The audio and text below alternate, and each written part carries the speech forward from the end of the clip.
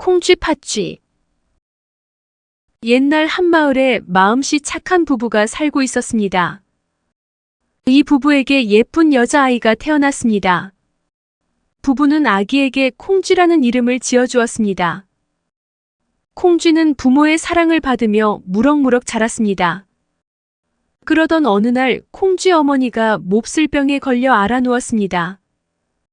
콩쥐 어머니는 여러 날 동안 앓다가 어린 딸을 남겨두고 숨을 거두었습니다. 어머니가 돌아가시자 콩쥐를 돌봐줄 사람이 없었습니다. 어느 날 아버지는 새어머니를 맞아들였습니다. 처음에 새어머니는 콩쥐를 잘 보살펴 주었습니다. 다음에 새어머니는 여자아이를 낳았습니다. 새로 태어난 아기의 이름은 팥쥐로 지었습니다. 팥쥐가 태어난 뒤부터 새어머니는 콩쥐를 돌보지 않고 팥쥐만 귀여워하였습니다. 콩쥐는 자랄수록 점점 더 예뻐지고 마음씨도 고왔습니다. 그러나 팥쥐는 마음씨도 곱지 않고 얼굴도 예쁘지 않았습니다. 새어머니는 예쁘고 착한 콩쥐가 싫어서 힘든 일은 모조리 콩쥐에게 시켰습니다. 좋은 옷은 팥쥐에게 입히고 콩쥐에게는 헌옷만 입혔습니다. 콩쥐는 아침 일찍부터 저녁 늦게까지 일만 하였습니다. 그래도 꾀를 부리거나 싫어하지 않고 부지런히 일하였습니다. 착한 콩쥐에게 또다시 슬픈 일이 생겼습니다. 콩쥐를 귀여워해주던 아버지마저 병으로 돌아가셨습니다. 그러자 새어머니는 콩쥐를 더욱 미워하고 더 힘든 일을 시켰습니다. 내가 돌아올 때까지 항아리에 물을 가득 부어 놓아라. 하루는 새어머니가 밖에 나가면서 콩쥐에게 일을 시켰습니다. 콩쥐는 우물에서 물을 길어다 항아리에 부었습니다. 몇 번을 왔다 갔다 하였는데도 항아리에는 물이 전혀 차지 않았습니다. 이상하다. 왜 물이 차오르지 않을까?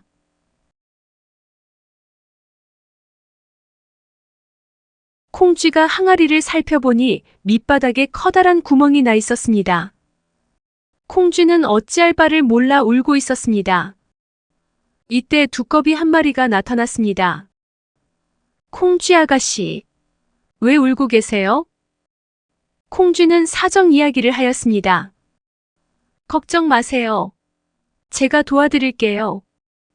두꺼비는 항아리 안으로 들어가 몸으로 구멍을 막아주었습니다. 두꺼비가 구멍을 막아주고 다시 물을 채우니 얼마 지나지 않아 항아리에 물이 가득 찼습니다. 얼마 뒤 집에 돌아온 새어머니는 깜짝 놀랐습니다. 어떻게 깨진 항아리에 물을 채웠을까? 아무리 생각해 보아도 알 수가 없었습니다. 다음 날 새어머니는 콩쥐와 팥쥐를 불렀습니다. 콩쥐야, 너는 이 호미를 가지고 자갈밭에 가서 일을 하고 팥쥐는 이 호미로 채소밭에 가서 일을 하거라. 새어머니는 콩쥐에게 나무 호미를 주고 팥쥐에게는 쇠호미를 주었습니다. 팥쥐는 쇠호미로 채소밭에서 일을 일찍 끝냈습니다. 그러나 콩쥐는 나무 호미가 부러져 손으로 일을 해야만 하였습니다. 이때 콩쥐 옆으로 황소 한 마리가 다가왔습니다. 콩쥐야, 잠깐 쉬고 있어. 이제부터 내가 다 할 테니까. 황소는 자갈밭의 풀을 하나하나 입으로 뽑기 시작하였습니다. 눈 깜짝할 사이에 자갈밭이 깨끗해졌습니다. 황소는 일이 다 끝나자 사라져버렸습니다. 콩쥐가 고맙다는 말을 할 사이도 없었습니다.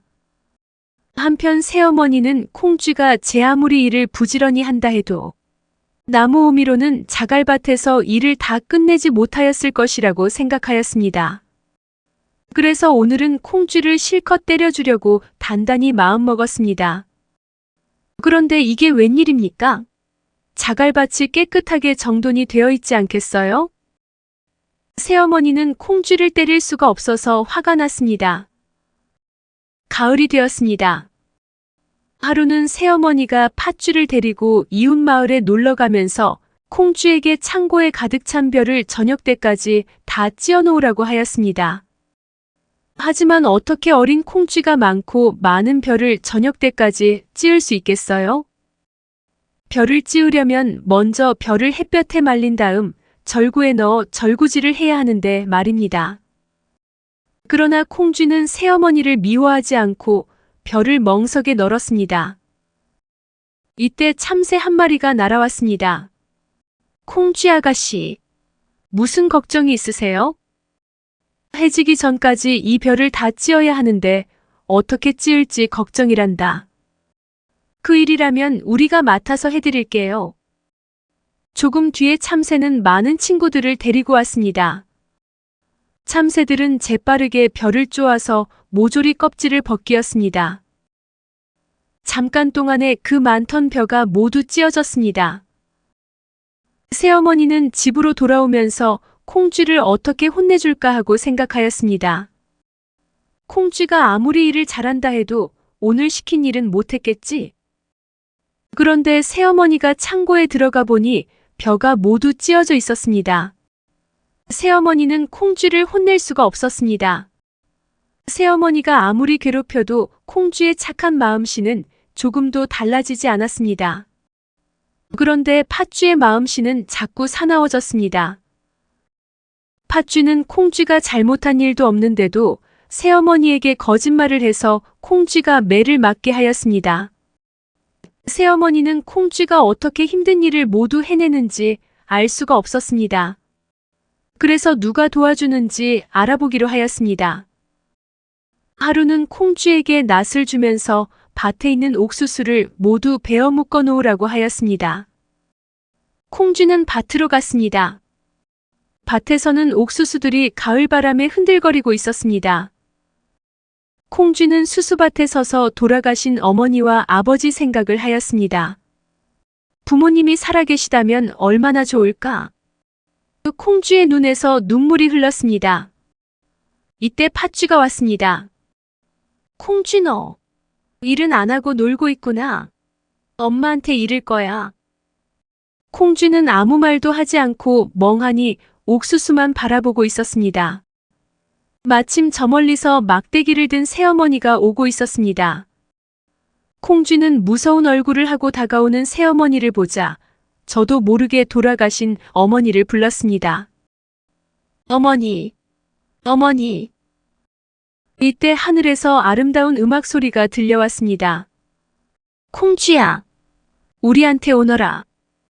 선녀들의 속삭임이 들리더니 구름 사이로 긴 동아줄이 내려왔습니다. 콩쥐가 동아줄을 잡자 동아줄은 콩쥐를 구름 위로 끌어올렸습니다. 콩쥐의 다 헤어진 옷이 어느새 아름다운 날개옷으로 변하였습니다. 콩쥐는 새어머니와 팥쥐를 내려다보며 말했습니다. 안녕히 계세요, 새어머니. 팥쥐도 안녕. 콩쥐는 구름을 타고 하늘로 올라갔습니다. 팥쥐는 콩쥐가 부러워 자기도 두 손을 모으고 기도했습니다. 하느님, 저한테도 동아줄을 내려주세요. 어서 내려주세요. 그러자 구름 속에서 이상한 빛이 비치더니 동아줄 하나가 내려왔습니다. 콩쥐야, 너만 하늘로 올라가는 줄 아니? 어디 두고 보자. 팥쥐는 얼른 줄을 붙잡았습니다. 이윽고 동아줄이 천천히 하늘로 올라가기 시작하였습니다. 그런데 갑자기 줄이 끊어져 버렸습니다. 팥쥐가 잡은 줄은 썩은 동아줄이었습니다. 아이고, 이를 어쩌나. 새어머니는 팥쥐가 떨어지는 것을 보고 두 손으로 얼굴을 감싸쥐었습니다. 하얀 구름 위에 올라앉은 선녀들과 콩쥐는 아름다운 음악 소리를 남기면서 하늘로 높이 높이 올라갔습니다.